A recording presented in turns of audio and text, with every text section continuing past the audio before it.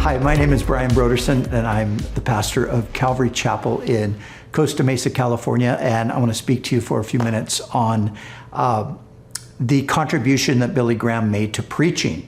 And of course, if there is a name that's connected to preaching in the 20th century, it would be Billy Graham. One of the things that I always noticed about Billy as I would listen to him preach was the deep conviction that he preached with. He preached with a deep conviction that the Bible was indeed the very word of God, and you could put absolute confidence in what it said. I also sensed with Billy that he was not in any way ashamed of the gospel, but he understood it to be the power of God to salvation, and so unflinchingly he would speak of the cross of Christ, his crucifixion, and of course his resurrection. And Billy believed that the solution to all the world's ills lied in embracing the message of the gospel.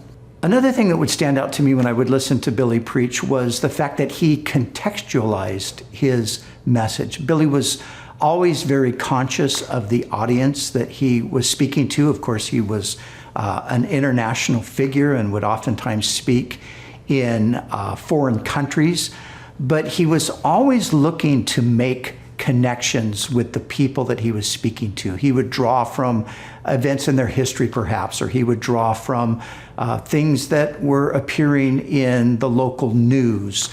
He would draw on a story of maybe even a local family.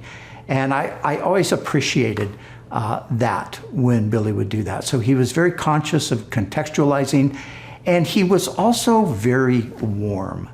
And he sought to, I think, connect with people on just the basic level of his humanity. He wasn't afraid to let people know that he was as human as the next person. And again, that was something that would speak to me often when I would hear him preach.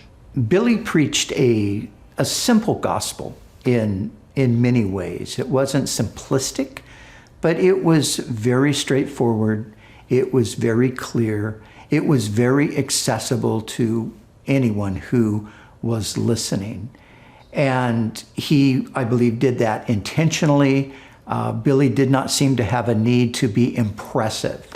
And so he was really good at, in a sense, sort of getting out of the way and putting Jesus through the gospel front and center. People could see that. I remember, I think it was the largest audience that he was ever going to preach to. And I remember the anticipation leading up to that event, and it was going to be simulcast globally. And I remember thinking to myself, I wonder what he's going to preach. I'm just thinking, what would I preach if I was speaking to millions upon millions, maybe even a billion people at that point.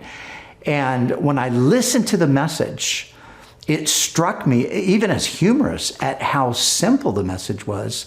And not only was it simple, but he got off on this sort of a rabbit trail, got off on this tangent, and in a sense sort of even lost his way and then found his way back.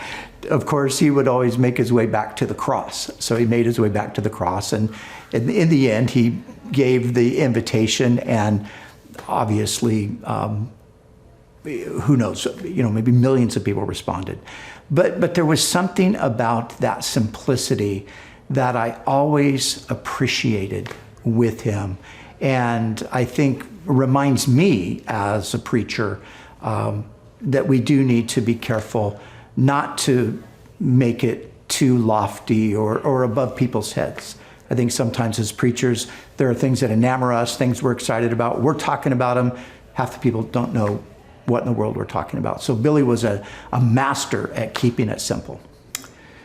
So Billy Graham, of course, was, he was in many ways exclusively an evangelist. In his early days, he had some pastoral experience, but we know him as an evangelist. But I think even as an evangelist, he set a model for all preachers. And the model that I see with Billy that I want to emulate is he was compassionate. He was, as I've already mentioned, he was warm. His message was a message of hope. It was a message of encouragement. And it was a message of faith.